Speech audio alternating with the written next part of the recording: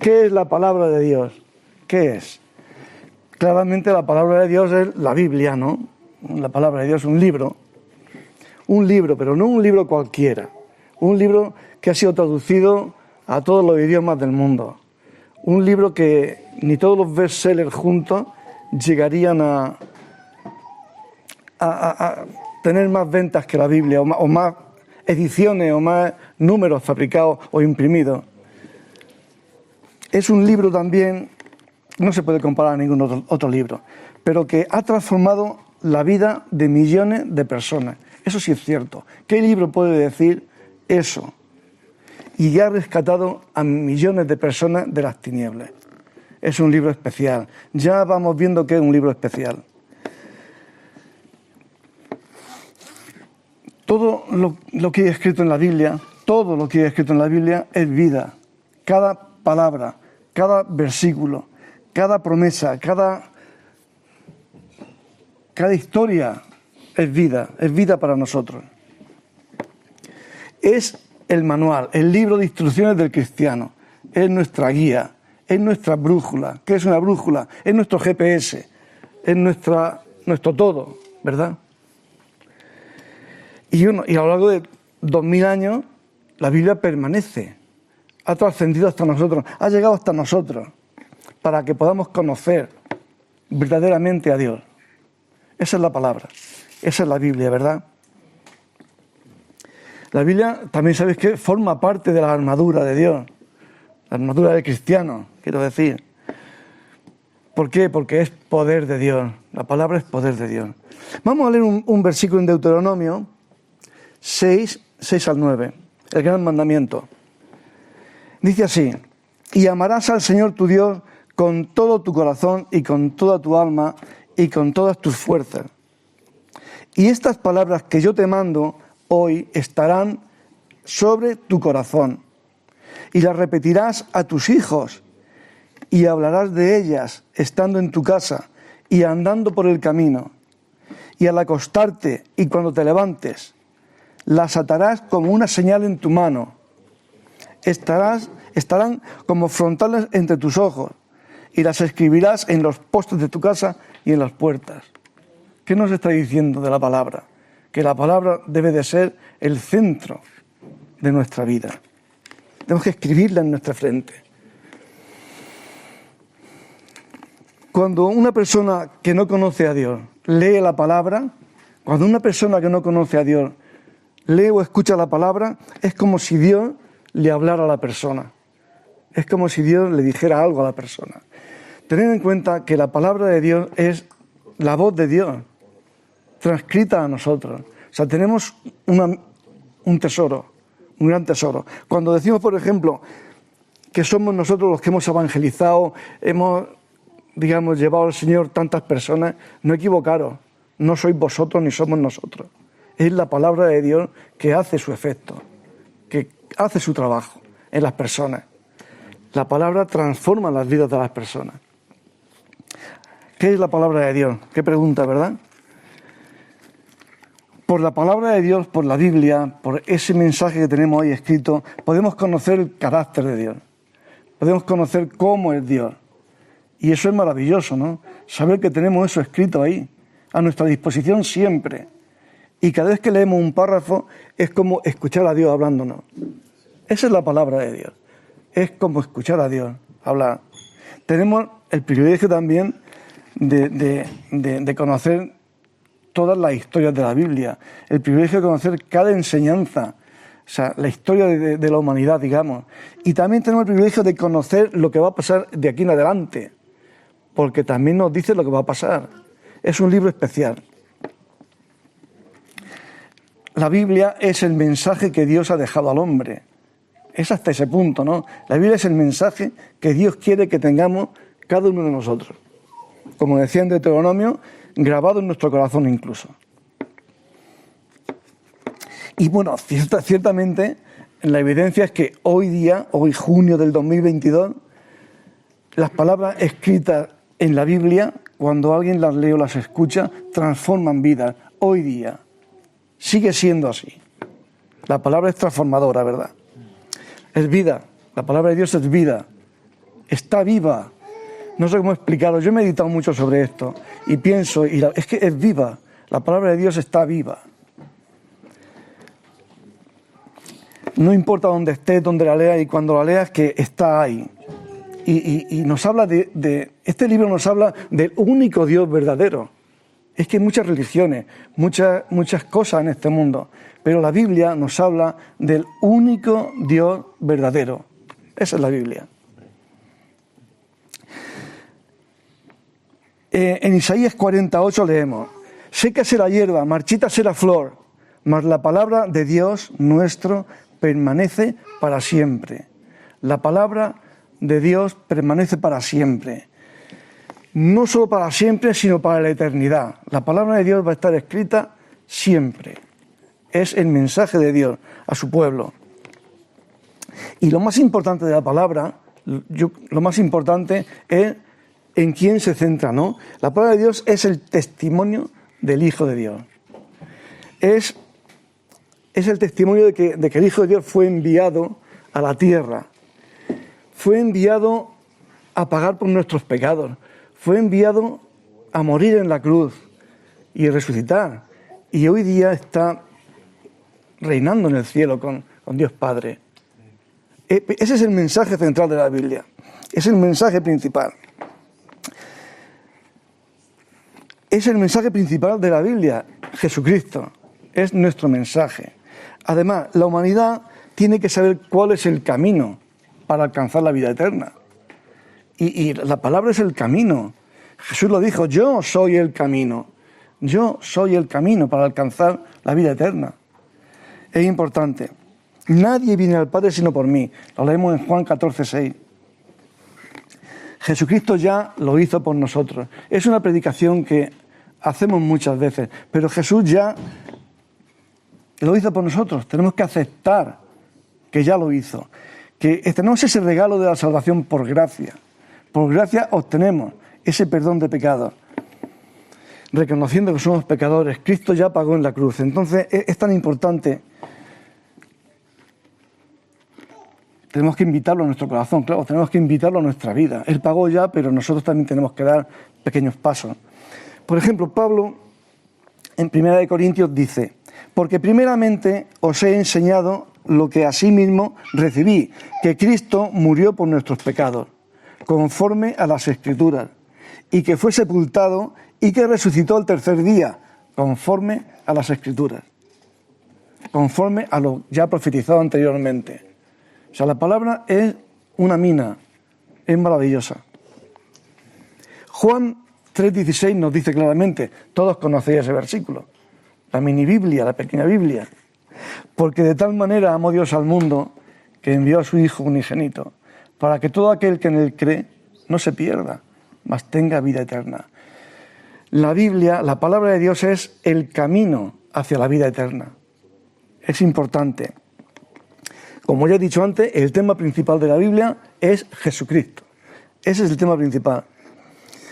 Además, todos los cristianos, el compromiso de testificar, el compromiso de predicar, el compromiso de hablar de Jesús.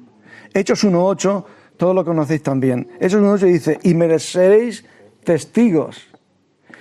Seremos testigos de Él. Es una petición, Jesús nos está diciendo, la voluntad de Dios. Queremos hacer la voluntad de Dios, queremos a Dios, queremos servirle. Aquí nos está diciendo: me seréis testigos en Jerusalén, en Judea, Samaria y hasta el fin de la tierra. Eso no es que sea una promesa, es una exigencia de Dios para nosotros. Nos pide que seamos testigos suyos. El propósito de la Biblia, de la palabra, el propósito de todo el plan de Dios es que la humanidad conozca este plan de salvación. Es sencillo el plan de salvación. Aceptar a Jesús, aceptar que Él pagó por nuestros pecados, aceptar su muerte y resurrección, ¿verdad? Bueno, y a través de la lectura y meditación de la palabra, meditar la palabra de Dios es muy importante. Leerla y meditarla, ver qué nos quiere decir. Es la manera en que podemos conocer mejor a Dios, porque está ahí, en esencia, Dios. La palabra es es algo que Dios ha puesto para nosotros, para que aprendamos mucho, ¿verdad? Para que conozcamos quién es en realidad Dios. Parece que no se pueda conocer a Dios. Sí podemos conocer a Dios. Muchas partes de Él, ¿verdad? Y hacernos un conjunto. Cada uno tiene su idea de Dios, su concepto de Dios, ¿verdad? Pero conforme leemos la palabra, conforme la palabra entra en nosotros y la meditamos y la leemos, vamos conociendo el carácter de Dios. Vamos conociendo qué quiere Dios para nosotros, para nuestras vidas. En Lucas 4, Jesús dijo, escrito está, no solo de pan vivirá el hombre, sino de toda palabra de Dios. La palabra, volvemos a la palabra. ¿Qué es la palabra de Dios? La palabra de Dios es vida, es pan. En Lucas 11, 28 dijo, antes, bienaventurados los que oyen la palabra de Dios y la guardan. Bienaventurados no solo el que la oye, sino el que la mete en su corazón, el que la graba en su corazón, ¿verdad? Y otro versículo ya para abundar más. Juan 5, 39. Dice, escudriñad las Escrituras, porque a vosotros os parece que en ellas tenéis la vida eterna, y ellas son las que dan testimonio de mí. El testimonio del único Dios verdadero. Amén. Esa es la palabra. Escudriñadlas, leedlas, meditarlas, memorizarlas, desmenuzarlas, leer la palabra. Volvemos al principio. ¿Qué es la palabra de Dios? ¿Qué es la palabra de Dios? Ya vamos entendiendo un poco. Ya el Señor nos quiere llevar al conocimiento de la palabra. ¿Qué es la palabra? La palabra es poderosa. La palabra es la voz de Dios. Podemos escuchar la palabra, podemos vivir la palabra. Son tantas cosas. Vive el Señor en la palabra. Y bueno, y la palabra nunca dejará de ser, como decía antes. Y aunque muchas personas hoy día también tienen en poco la palabra, hay personas que les hablas de la Biblia y dicen, bueno, eso lo han escrito los hombres. ¿Lo han escrito los hombres? Lo ha escrito Dios, el Espíritu Santo. Los hombres no podrían escribir eso. Ningún hombre de este mundo, por muy listo que sea, por muy inteligente, no podría hacer una Biblia. Una Biblia escrita a lo largo de 1000 años, de 2000 años, que siga la misma línea, que tenga es imposible. Pero sabemos que la palabra es importante, que entendamos qué es la palabra, que entendamos. Incluso la importancia de la palabra, que la misma palabra, por la palabra Dios creó este mundo, este universo, por su palabra.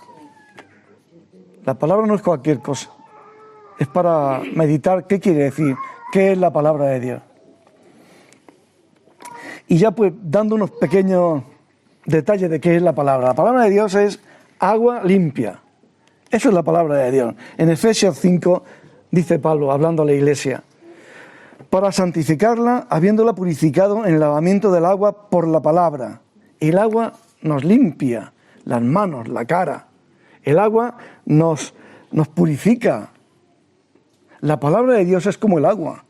Nos limpia, nos purifica. Y al hacernos hacedores de la palabra,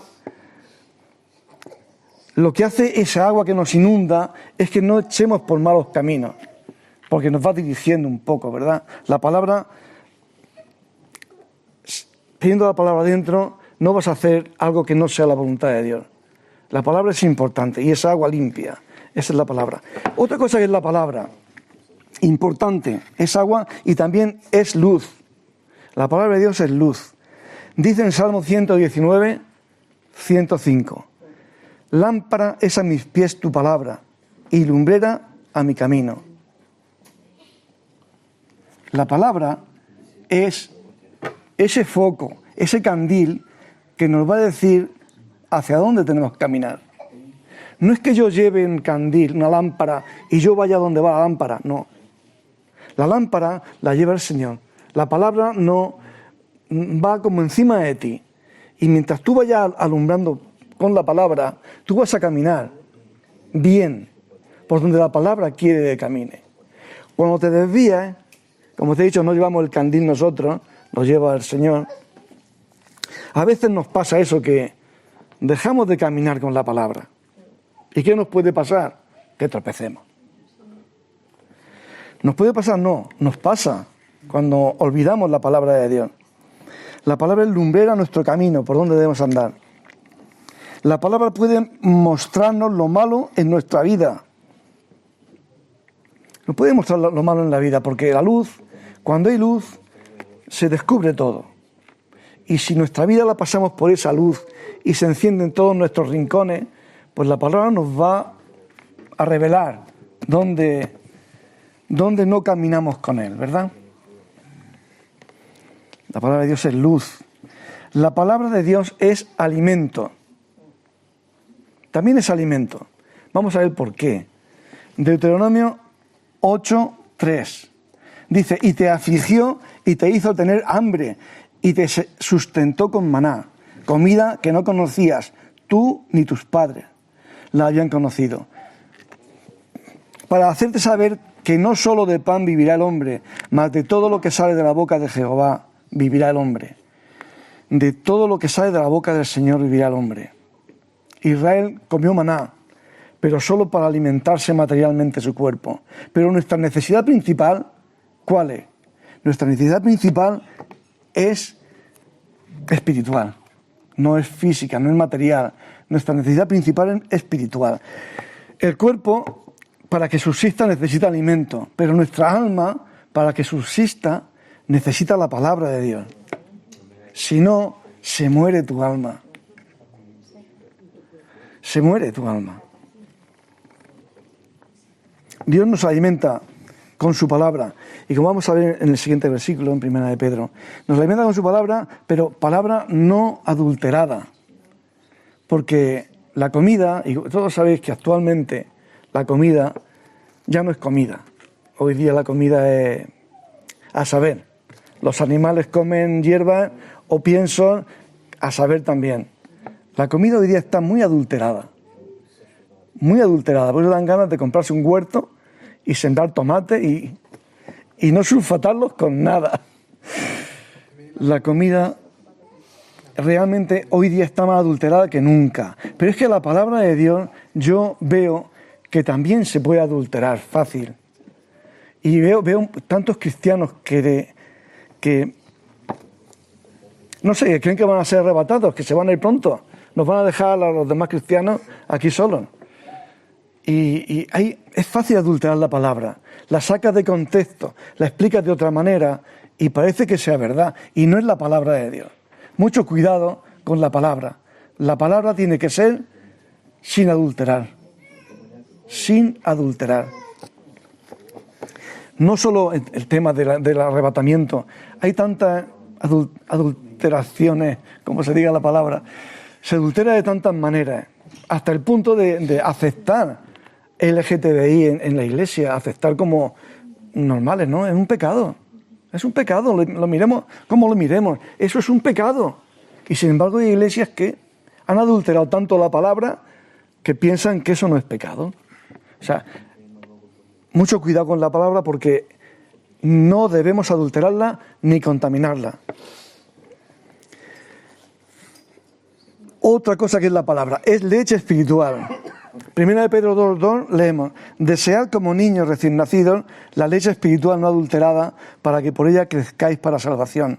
Alimento, la palabra, leche. Solo a través de la palabra de Dios podemos crecer. Tú puedes tener 50 años y ser un bebé espiritual o no haber nacido. Pero una vez que nace, tengas la edad que tengas, la leche te hace falta. Porque un bebé necesita leche. Necesita leche para crecer. Tenemos que llegar a la estatura de Dios. Tenemos que llegar a su estatura. Y para eso hay que tomar mucha leche. Mucha leche. Espiritual. Para crecer a lo ancho y tal, sí. Mucho queso y nos ponemos... Pero hay que alimentarse bien con la palabra. Hay que tomar la palabra cada día. Como decía en Deuteronomio, cada día. En el camino, en la casa, al salir, al entrar, a tus hijos, por la mañana temprano, cuando te acuestas, a todas horas. La palabra tiene que estar presente en nuestras vidas para que crezcamos. Yo quiero crecer. Yo no tengo el tamaño que tenía antes. Hay personas que crecen más rápido. No sé, según la leche que toman. Hay leches más fuertes, ¿no? Toman mucha leche. La palabra es fuerte. La palabra tenemos que tomarla. Tomar buenos biberones de leche espiritual, ¿verdad? Hasta llegar a la madurez de la edad adulta. Hasta llegar a un conocimiento de Dios importante. Hasta conocer su palabra de manera que se impregne en nuestro cuerpo, ¿verdad? Hay que alcanzar esa madurez a base de biberones de leche espiritual, palabra de Dios. La palabra es como la miel, dice también la palabra. En el Salmo 19, 7 al 10, leemos: la ley del Señor es perfecta, que convierte el alma. El testimonio del Señor es fiel, que hace sabio al sencillo. Los mandamientos del Señor son rectos, que alegran el corazón. El precepto de Jehová es puro, que alumbra los ojos. El temor del Señor es limpio, que permanece para siempre. Los juicios del Señor son verdad, todos justos. Deseables son más que el oro, y más que mucho oro afinado, y dulces más que la miel, que la que destila del panal. Esa es la palabra de Dios. La palabra de Dios es como miel. Ahora ya es otro tipo de alimento. Pero la miel, si la palabra de Dios es miel, es un alimento deseable, no dulce, bueno, agradable. Los mandamientos de Dios son justos. Sus leyes son justas y puras. Y su justicia pura también. Entonces tenemos que tomar esa palabra de Dios. Tomarla. Y esa voz dulce va a llenar nuestro cuerpo, ¿verdad? Antiguamente el azúcar, no había azúcar. En la antigüedad, el azúcar parte, creo, de Guinea Ecuatorial o un país africano. Y el azúcar había en la antigüedad, pero era como carísimo. O sea, no había azúcar apenas, porque era como un manjar especial. Pero miel sí había por todos sitios. El azúcar hoy está al revés, hay azúcar hay por todos sitios, porque el diablo también quiere hasta pervertir la miel. Porque el azúcar es un veneno grande y lo tomamos a diario prácticamente. La miel es el alimento deseable. La palabra es como fuego, otro adjetivo, otra característica, ¿verdad?, de la palabra. Dice en Jeremías 23, 29. ¿No es mi palabra como fuego, dice el Señor, y como martillo que quebranta la piedra? Nosotros sabemos que somos probados con fuego. Con fuego. ¿Qué quiero decir con esto? Pues como el oro. Al oro le aplicas fuego y el oro bruto, digamos, de la mina está lleno de impurezas. Cuando le aplicas fuego sale la escoria, esa palabra tan fea, ¿no? La escoria. La escoria es lo que sale del oro, que no es oro. Entonces necesitamos ese fuego de Dios. La palabra de Dios la necesitamos porque es fuego. Y ese fuego va a hacer que nuestra escoria, nuestra inmundicia, lo que no nos vale para nada, salga y tengamos más pureza, ¿verdad? Porque la palabra de Dios nos va a probar, nos va a purificar, ¿verdad? Y nos va a quitar esa escoria. Incluso cuando pasamos, por ejemplo, una evaluación de nuestra vida, cuando evaluamos nuestra vida, cómo está nuestra vida, y nos damos cuenta de que hay cosas que no relucen como el oro. ¿Qué pasa?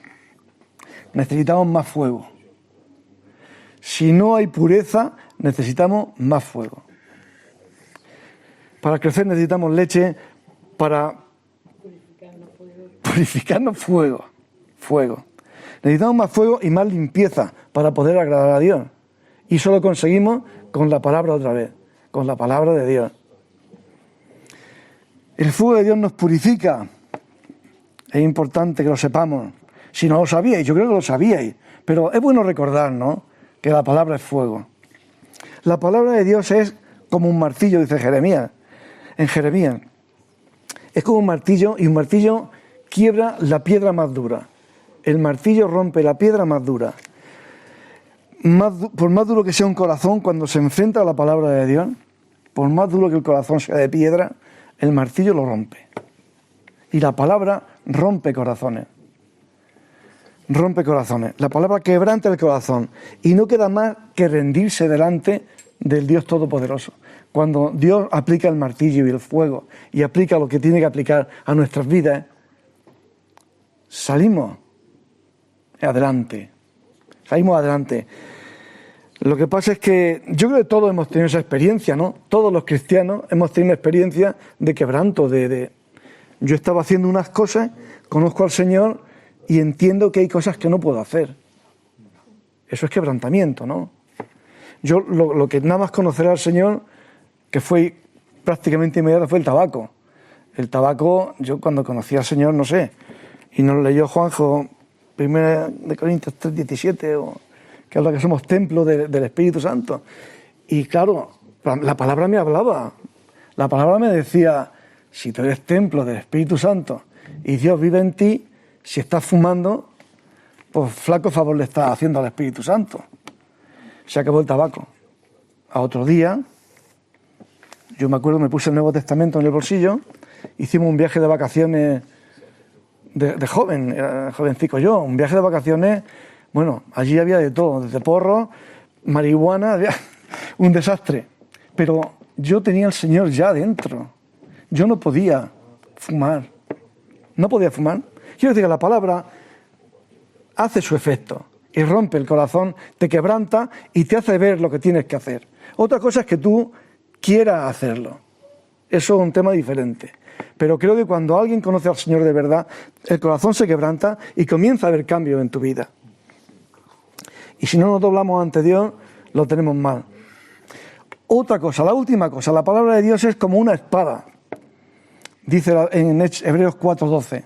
Dice, porque la palabra de Dios es viva y eficaz, y más cortante que toda espada de dos filos, y penetra hasta partir el alma y el espíritu, y las coyunturas y los tuétanos, y discierne los pensamientos y las intenciones del corazón. ¡Wow! ¡Qué versículo! La palabra. No, la palabra no te da un golpecito, no. La palabra penetra hasta dentro. La palabra no se queda en la superficie. La palabra penetra. No es un golpe superficial lo que nos da la palabra. Es una incisión profunda. ¿Verdad? ¿Y qué hace esa incisión en la vida de las personas? Pues que dice la Biblia que penetra hasta partir el alma y el espíritu. O sea, ahí hace algo importante. Nada puede resistir el poder de la palabra de Dios. O nadie puede resistir el poder de la palabra de Dios. Si luchas contra él, vas a apartarte de Dios. Si lo aceptas, esa espada la vas a llevar dentro. Esa espada de la palabra va a estar contigo para evitar que te pierdas, ¿verdad? Cuando Dios habla, el mundo tiembla, las personas tiemblan. La palabra de Dios es eficaz, ¿verdad? Es viva, es poderosa y nos transforma para bien. Nos transforma para bien. Quien piense lo contrario, no sé en qué país vive o en qué mundo vive. La palabra nos cambia vidas, cambia naciones enteras, cambia la historia. O sea, la palabra ha cambiado la historia. Cuando la palabra entra en un país, ha cambiado ese país. Porque también funciona así. Funciona de esta manera.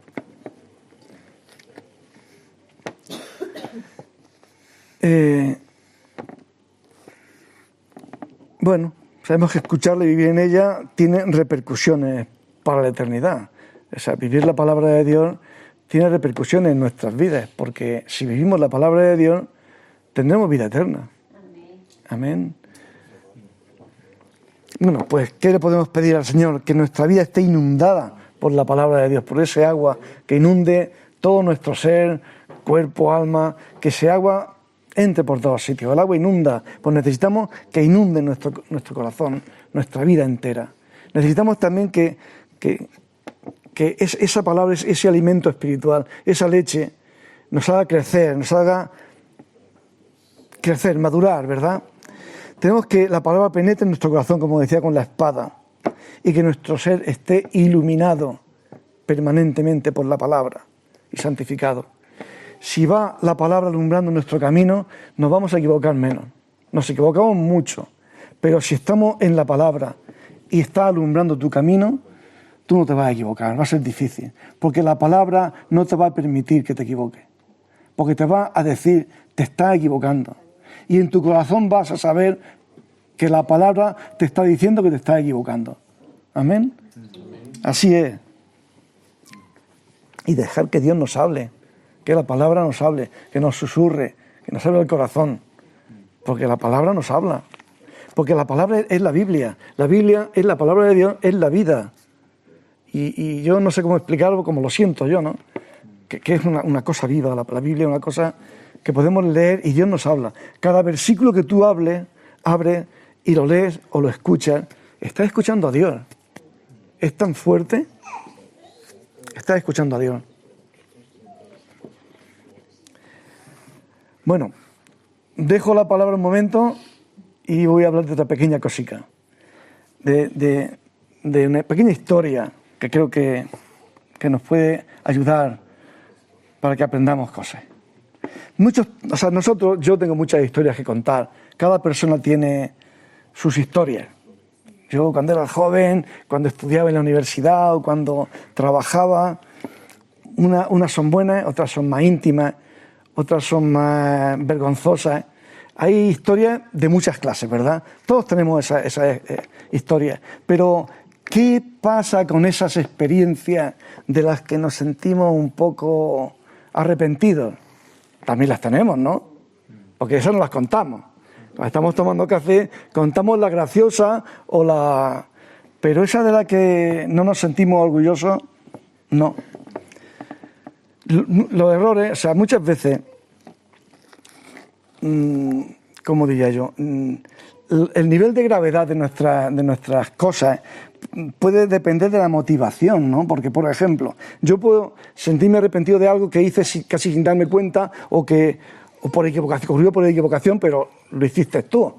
Otra cosa es que tú planifiques una cosa y la realices sabiendo que está mal. Eso es otra cosa. La motivación de cómo hacemos una cosa mal. Esa cosa planificada tiene más mala sombra, ¿verdad? Por ejemplo, claro, cuando tú haces el mal a los demás, pues los demás te van a ver con rencor, te van a ver, mira este. ¿Os acordáis del caso de Zaqueo? Zaqueo es de esas personas que, bueno, todos sabemos que existió un Zaqueo en el Nuevo Testamento. El hombre era natural de Jericó, vivía en Jericó. Obtuvo grandes fortunas cobrando impuestos. Era el jefe de los recaudadores. La Biblia dice que era rico. Los recaudadores tenían que recaudar a la población y ellos le ponían un suplemento. Para lo que ellos ganaban era el suplemento. Entonces, más suplemento, más ganas. Roma le pedía un dinero, pero ellos pedían más para que les quedara algo. Y se ve que les quedaba. Pues tenían buenas casas, hacían buenas fiestas, les quedaba bastante. ¿Qué pasa? Adquirió muchas riquezas para él. Zaqueo no era precisamente pobre. Zaqueo era repudiado por toda la gente de Jericó. ¿Por qué? Porque los estaba robando. Entonces Zaqueo no era precisamente una persona... Era un estafador para nuestro mundo, ¿verdad? Claro, esa es la motivación, estaba planificada, era recaudador, etcétera, etcétera. Era una cosa muy clara, muy visible. Y ahí estaba Zaqueo. Y entonces llega Jesús. Claro, fue de gran impacto, ¿no? Porque llega Jesús, cruza por Jericó, pasa por allí, se encuentra entonces a Zaqueo. Zaqueo, baja que esta noche quiero dormir en tu casa, quiero que me hospedes. Claro, la gente de Jericó diría, vaya, ha cogido, va a dormir en la casa de Zaqueo. Sí, va a dormir en la casa de Zaqueo. Y en la casa de este malhechor, porque para ellos Zaqueo era un malhechor. Era un malhechor. Lo leemos, son unos cuantos versículos pequeños. Dice, habiendo entrado Jesús en Jericó, iba pasando por la ciudad, y sucedió que un varón llamado Zaqueo, que era jefe de los publicanos y rico, procuraba ver quién era Jesús. Él tenía ese interés en su corazón, de ver quién es Jesús. Había oído historias, ¿verdad? Pero quería ver, pero no podía a causa de la multitud y por su estatura, era pequeño. Corriendo delante subió a un árbol sicómoro, a un plátano o una higuera grande para verle, porque había de pasar por allí. Cuando Jesús llegó a aquel lugar, mirando hacia arriba, le vio y le dijo: Zaqueo, date prisa, desciende, porque hoy es necesario que pose yo en tu casa. Entonces él descendió a prisa y le recibió gozoso. Zaqueo le recibió, claro. Estaba Jesús llamándolo a él por su nombre, Zaqueo. Al ver esto, todos murmuraban diciendo que había entrado a posar con un hombre pecador. Entonces Zaqueo, puesto en pie, todo lo grande que era él, puesto en pie dijo al Señor: He aquí, Señor, la mitad de mis bienes. ¿Qué pasó en su corazón, verdad? ¿Qué pasó en el corazón de Zaqueo? La gracia de Dios entró, removió el corazón de Zaqueo. Se vio pecador, se vio malo, malvado, malhechor, y se arrepintió directamente. Ese es el Zaqueo que bajó del árbol. Ese es el Zaqueo que bajó del árbol. Y Zaqueo, puesto en pie, dijo al Señor: He aquí, Señor, la mitad de mis bienes doy a los pobres, y si en algo he defraudado a alguno, se lo devuelvo cuatriplicado. Jesús le dijo: Hoy ha venido la salvación a esta casa, por cuanto él también es hijo de Abraham, porque el Hijo del Hombre vino a buscar y a salvar lo que se había perdido. Jericó no entendía aquello, pero nosotros como cristianos sí lo entendemos, o deberíamos de entenderlo. La gracia del Señor entró en Zaqueo, lo cambió completamente, y Zaqueo ya no era Zaqueo, ¿verdad? Pero para la gente sí era Zaqueo. Dios te llama por tu nombre, Dios nos llama por nuestro nombre. Cristian, Pedro, Enrique, nos llama por nuestro nombre. Pero hay alguien que no nos llama por nuestro nombre. Hay alguien que nos llama por el pecado que hemos hecho. Anda, Pedro, vicioso, o Cristian, el malvado, o el mujeriego, o sea, ese es el diablo, el que te va a recordar siempre que eres un pecador. Siempre te va a llamar por tu nombre y el apellido, por tu fechoría. Ese es el diablo.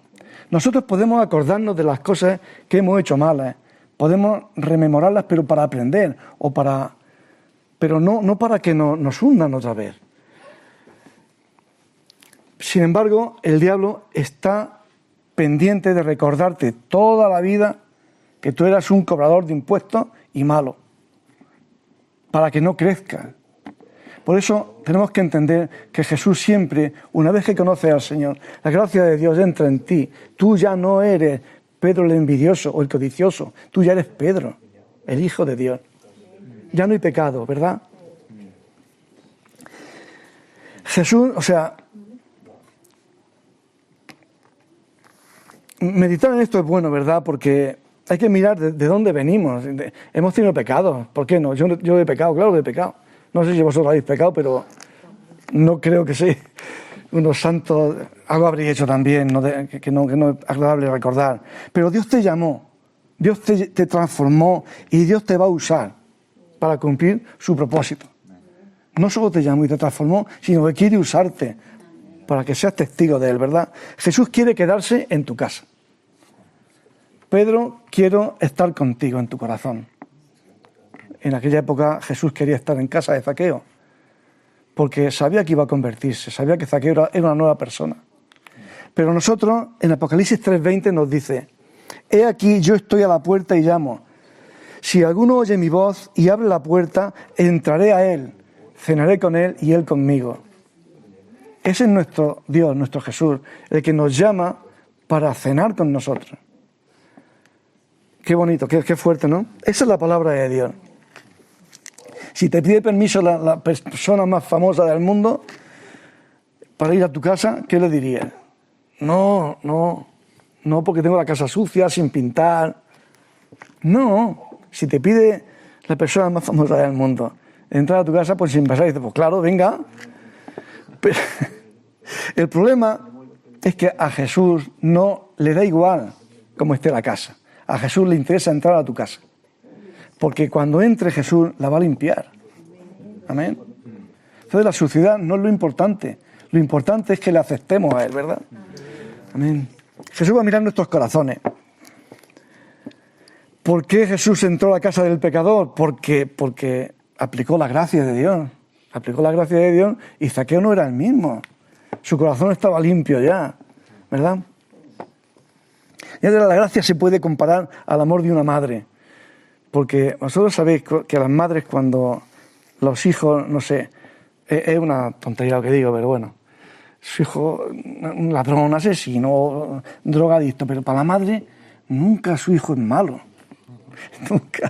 Nunca las madres, bueno, nunca, no es cierto eso tampoco, pero en general hay una deformación de las madres respecto a los hijos, como que, pero en el caso de Jesús, con la gracia, no es que sea una deformación, es que hay una gracia, y hay una limpieza, y hay un nuevo nacimiento, ¿verdad? Zaqueo cambió sus malas prácticas, ¿verdad? Y pasó a ser bendecido a diario, ¿no? Porque el Señor estaba con él. Claro, que te pase esto no significa que tengamos licencia para vivir de espalda a Dios. El que tú conozcas al Señor y te quebrantes y nazcas de nuevo, eso no hace que tú digas, bueno, ya estoy libre de pecado, ya me va a perdonar todos los pecados que tenga en mi vida. No equivocaros, ¿verdad? Porque el arrepentimiento genuino trae cambio en nuestras vidas. Si no, no hay un arrepentimiento genuino. Es de boquilla, como dicen aquí en el pueblo, de boquilla.